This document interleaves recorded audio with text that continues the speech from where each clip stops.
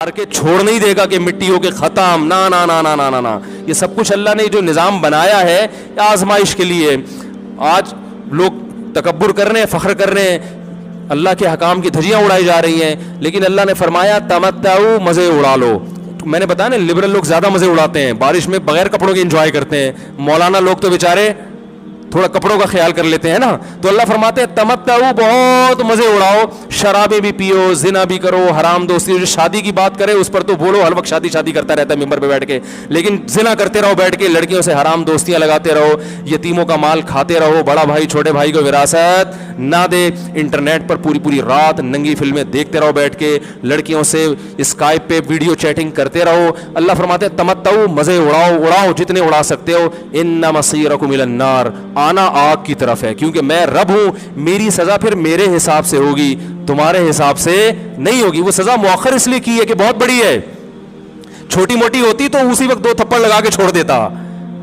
ये ताखीर इसलिए की है कि मोहलत दे रहा है, मोहलत, अब तौबा कर लो, अब तौबा कर लो, अब तौबा कर लो। नहीं की तो अल्लाह फरमाते मौत का जब वक्त आएगा, पूरी दुनिया की दौलत भी अगर देगा तो मैं तेरी जान नहीं छोड़ूंगा। कल्ला इन्नहा कलिमतुन हुवा काइलुहा, फरमाया इससे पहले तौबा के दो आंसू बहाता।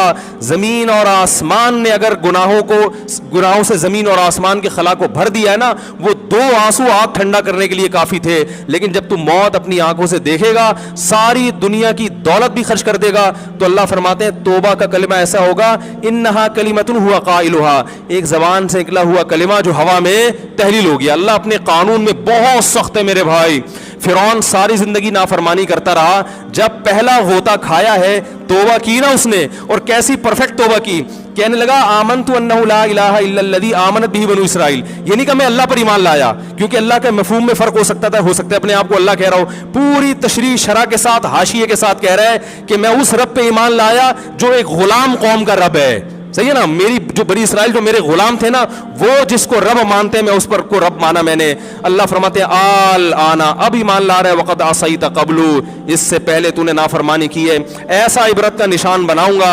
फल्यौम नुनज्जीका बिबदनिका लितकूना लिमन खल्फका आया, तू मर जाएगा, तेरी बॉडी सलामत रहेगी, आने वाले लोग क़यामत तक तेरी बॉडी को देखकर इबरत हासिल करते रहेंगे कि ये है जिसने जमीन पर ऐसी हुकूमत की कि इसकी हुकूमत के खूंटे जमीन पे गड़ गए। आज कैसा इबरत का निशान बना हुआ है, कैसा पड़ा हुआ है, मसाले लगा लगा के तो उसको महफूज रखा जा रहा है। और अल्लाह फरमाती है ये तो उसकी बॉडी है जो तुम्हें नजर आ रही है, उस पर गुजर क्या रही है हम तुम्हें बताते हैं। अन्नार, आग है, युरज़ूना अलैहा गुदुव्वन व अशिय्या, जिस आग पर सुबह और शाम उसको जलाया जाता है।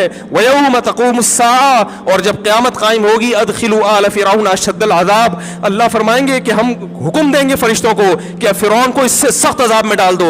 आपको फ़िरौन लेटा हुआ नजर आ रहा है, कुरान कह रहा है लेटा हुआ नहीं है, वो सुबह और शाम आग में जलाया जा रहा है। इसको हजारों साल गुजर गए, सुबह भी आग में जलता है, शाम को भी आग में जलता है। और फरमाया अभी क़यामत आने दो, जहन्नम में हमेशा के लिए दाखिल करूंगा जो इससे भी ज्यादा सख्त है। वही यतहाज्जून फिन्नार, और फरमाया जहन्नम में जाने के बाद क्या होगा।